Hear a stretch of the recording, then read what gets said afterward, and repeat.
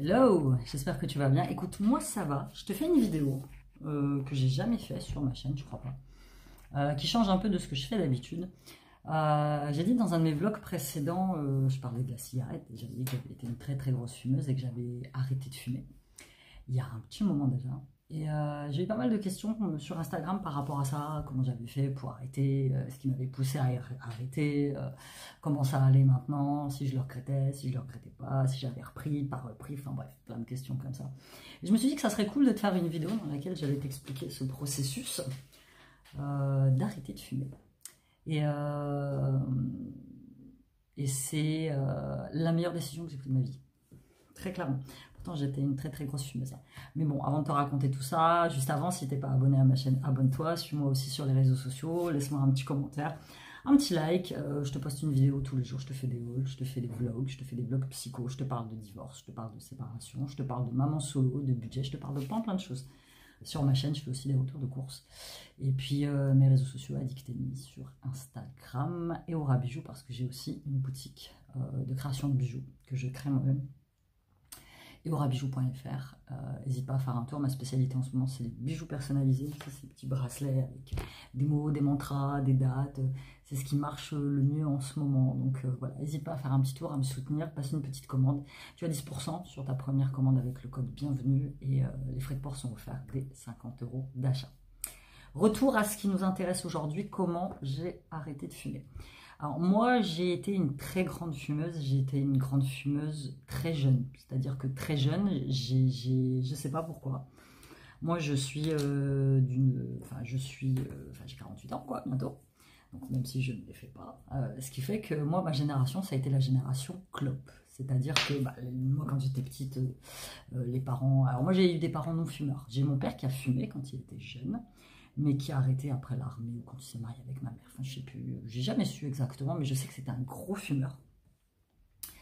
Moi, j'ai commencé à fumer pour m'intégrer, très clairement, parce qu'à l'école, au collège, moi, j'ai commencé à fumer très jeune, je devais avoir 14 ans, quelque chose comme ça. Et c'était pour m'intégrer, c'était pour voilà, faire comme tout le monde, c'était pour avoir le style, avoir la classe. Alors, il y en a pourtant des gosses de maintenant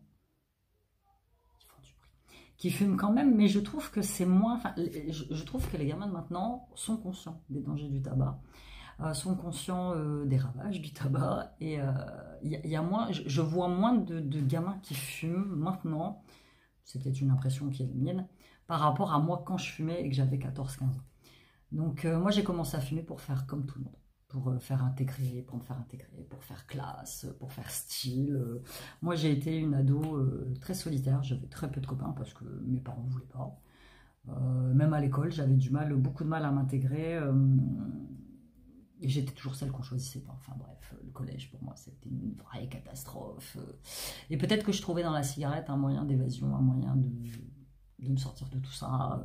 Je sais pas moi, un anti-stress. Voilà. Et puis bon, à l'époque on n'avait pas conscience, même si tout le monde savait que le tabac, je te parle de ça dans les années 80, hein, même si tout le monde avait conscience que le tabac était mauvais pour la santé, les gens ils fumaient dans leur bagnole avec leur bébé à côté, dans les voitures on n'était pas attachés, enfin moins que maintenant, tu vois, tout le monde savait que c'était dangereux, mais beaucoup moins que maintenant, tu vois. Je suis allée chez le coiffeur et du coup je fais des bouclettes, elle m'a fait des waves hier, il faut que j'arrive à les refaire.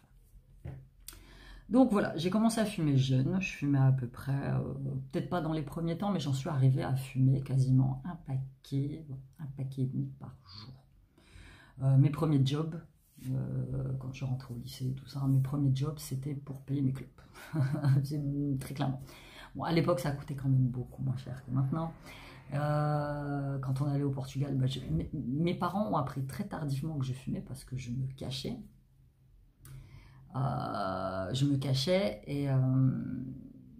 Et du coup, mais j'ai jamais compris comment ils n'avaient pas deviné que je fumais en fait. Ou alors ils le savaient, ils m'ont jamais rien dit parce que moi maintenant, non fumeuse depuis un petit moment déjà, euh, dès que quelqu'un fume, je le sens tout de suite. Enfin, ça se sent sur les vêtements, ça se sent... alors peut-être qu'ils m'ont fait la remarque à un moment en me disant tu sens la cigarette et moi j'ai dû leur dire bah c'est parce que je suis avec des gens qui fument. Je n'en ai aucun souvenir. Si tu sais pas, j'ai des problèmes de mémoire, donc j'ai aucun souvenir de ça. Et donc j'ai fumé comme ça pendant un petit moment quand je suis tombée dans ma période d'anorexie. C'était l'année de mon bac. Ça m'a permis, c'est complètement con ce que je vais dire, mais ça m'a permis de supporter mon état d'anorexique et de pouvoir passer mon bac. Tu vois, n'ayant personne à qui parler, n'ayant peu d'amis, je ne pouvais pas parler à mes parents. Enfin, tu vois, je pense que j'ai fait passer à travers la cigarette, hein, c'était une espèce d'addictif qui me permettait de me sentir mieux. Donc j'ai passé mon bac, j'ai eu mon bac. Je devais aller en école préparatoire, je me suis dégonflée, j'ai pas été en école prépa, j'ai été à la fac. À la fac, je me suis retrouvée pour la première fois de ma vie avec une bande de copains qui m'acceptaient, avec qui j'étais bien.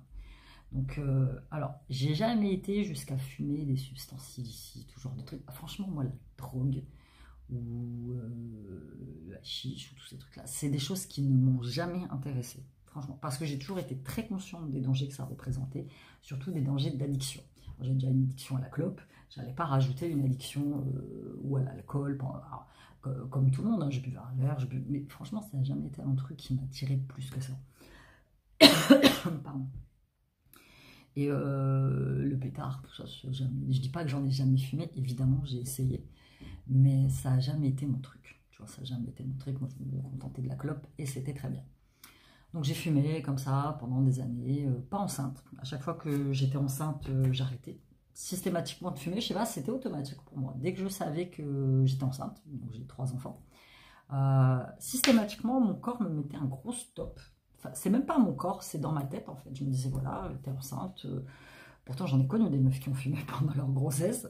T'es enceinte, tu fumes plus. Voilà. Et pour moi, c'était systématique. Je ne fumais plus. Mais comme ça, du jour au lendemain, sans manque, sans rien.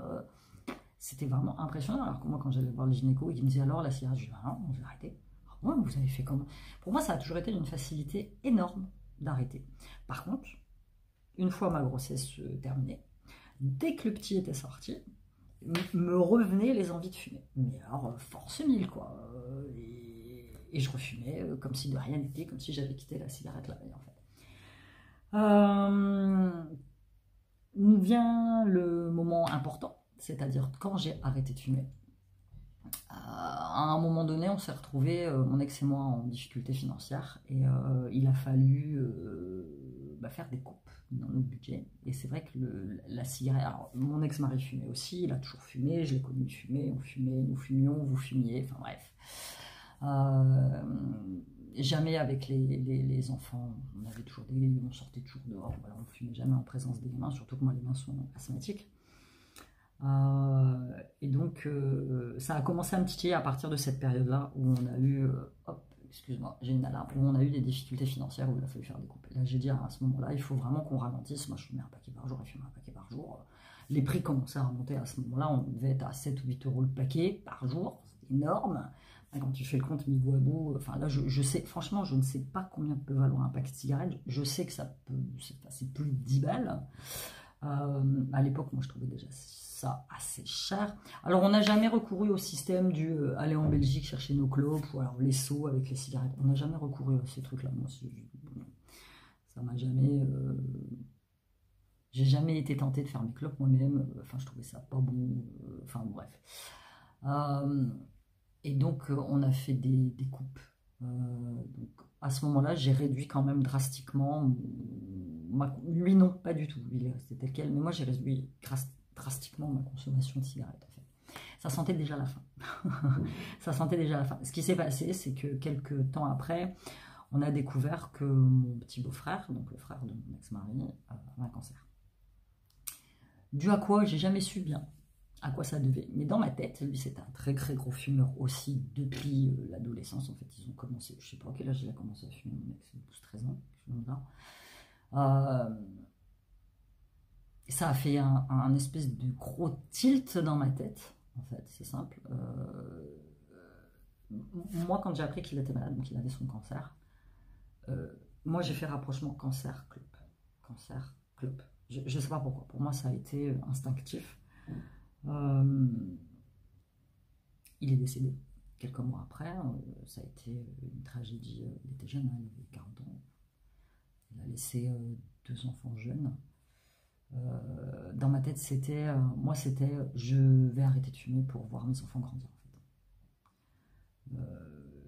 fait. Et ma dernière clope date d'un 30... Alors, c'est simple, moi, ça fait 8 ans, 7 ans, je sais plus, 7 ans. 7 ans que j'ai arrêté de fumer. Ça fera 8 ans au 31 décembre de cette année que j'ai arrêté de fumer. Ma dernière... Et même dans les derniers temps, tu vois, mon corps ou mon esprit avait intégré le fait qu'il fallait que j'arrête. Parce qu'à chaque fois que je fumais une clope, j'avais des nausées, enfin, j'étais pas très bien. Tu vois, mon corps sentait déjà... Je pense que c'était plus moi, tu vois. Quand même encore maintenant, ça m'arrive, quand tu es une ancienne fumeuse, tu prends un petit café, il suffit que quelqu'un passe à côté qui sente la cigarette, tu as comme des envies qui reviennent. Enfin, moi, elles sont très, très freinées, mes envies. Hein. Mais tu vois, tu as quand même ce manque, ce plaisir que tu avais à allumer une cigarette avec ton café, par exemple, tout simplement. Moi, quand j'allais en pause, au taf, c'était mon petit café, ma petite clope. C'était mon plaisir. L'un n'allait pas sans l'autre, en fait, tu vois. Et là, le 31 décembre, on fait une fête chez moi. Il y a plein de membres de ma famille qui sont là et tout. Et je sors un peu avant minuit, fumer avec les gens qui étaient là. Et là, je me prends une nausée de merde. Mais comme je te dis, j'en ai encore là, le goût dans la bouche, avec envie de vomir. Et là, j'ai regardé les gens et je dis, voilà, ça c'était ma dernière clope. Ouais, non, c'est pas vrai et tout, tu mens. Et c'était ma dernière clope. J'ai arrêté de fumer à ce moment-là. Le fait d'avoir vu mon beau-frère partir, je te dis, ça a été psychologique en fait, très psychologique. Est-ce que j'ai rechuté? Pas du tout. Enfin si, j'ai rechuté. Mais franchement, ça a été super rapide. En fait, j'ai rechuté. Pourtant, j'ai vécu des moments durs, tu vois, ma séparation, mon divorce. À aucun moment, je me suis dit que j'allais reprendre la clope. J'ai tenu bon dans ce truc-là. En plus, j'ai été encouragée par mes enfants. Moi, Sam a 22 ans, il ne fume pas. Sean, il a 16 ans, il ne fume pas non plus. Alors, il me regarde et il me dit, bon, non, moi, jamais je fumerai cette merde. Enfin, tu vois, c'était... On en parle très librement. Tandis que, tu vois, moi, avec mes parents, j'ai jamais pu en parler librement. Ils me regardaient, c'était, si tu fumes, je te tue. Voilà. C'était les paroles que mon père me disait, tu vois. On en a toujours parlé très librement. Je leur ai dit pourquoi j'avais arrêté de fumer et tout. Alors, mon ex-mari fume toujours, malgré tout. Lui, je pense qu'il a une grosse addiction. Pour certaines personnes, évidemment, c'est beaucoup plus dur à se détacher que pour d'autres personnes. Je peux le concevoir et c'est sans aucun jugement, hein, vraiment. Et donc, ouais, je disais, à aucun moment dans mon processus de séparation, j'ai eu envie de reprendre la clope, sauf quand je suis allée à Ibiza avec Siam. Quand je suis allée à Ibiza avec Siam, donc c'était, on venait d'emménager dans l'appartement, je venais de quitter la maison. Ma séparation, bah, du coup, elle était vraiment actée, définitive. On est allé à Ibiza. Et je sais pas si c'est l'ambiance de fête, l'ambiance de liberté. Tu vois tout le monde qui fume là-bas, mais tout le monde fume, tout le monde fume. Et ils ont ces espèces de gros magasins où ils vendent. Alors là-bas, c'est le même système qu'au Portugal. C'est soit tu trouves tes clopes dans des boîtes, tu sais, dans des tirettes, comme à la fête foraine, quand tu étais petit et que tu avais joué dedans. Soit il y a des espèces de grands magasins qui ne vendent que des clopes. Et je suis entrée dans un de ces magasins. Un jour, j'ai eu envie. Donc, j'y suis entrée, j'ai acheté mon paquet. Moi, je fumais des Vogue à l'époque. C'est des cigares, moi, j'appelais ça des cigarettes de pétasse. C'est des cigarettes très fines blanches. J'ai acheté un paquet. Et première clope, je prends une taf. Bizarre. Je prends une deuxième taf. Je ne suis pas sûre d'apprécier. Troisième taf, je jette la clope. J'ai dit non. Et en fait, ça a été tout un cirque, c'est-à-dire que les jours d'après, bah voilà, j'allumais une clope, je prenais une taf ou deux, j'écrasais la clope. C'était vraiment sans volonté. Je ne me voyais pas reprendre la cigarette, et même si elle me dit, attends, non, ça fait longtemps que tu as arrêté de fumer, pourquoi tu reprends? Enfin, c'est complètement stupide, quoi. On rentre en France, les enfants retournent chez leur père, nous sommes en garde alternée, et je suis là à la fenêtre. Tranquille, les gamins sont pas là. Déjà, je culpabilise de fumer à moitié dans mon appart parce que ça va sentir la cigarette, forcément.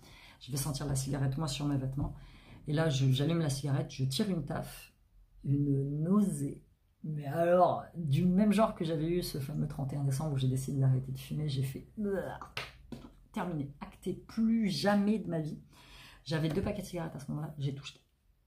Alors mon ex, il m'avait dit, ouais, t'aurais dû me les donner et tout, je n'ai même pas pensé. En fait, je les ai jetés, et quand je les ai jetés, j'ai dit, c'est fini. Plus jamais aucune cigarette ne touchera ma bouche. C'est terminé, c'est terminé.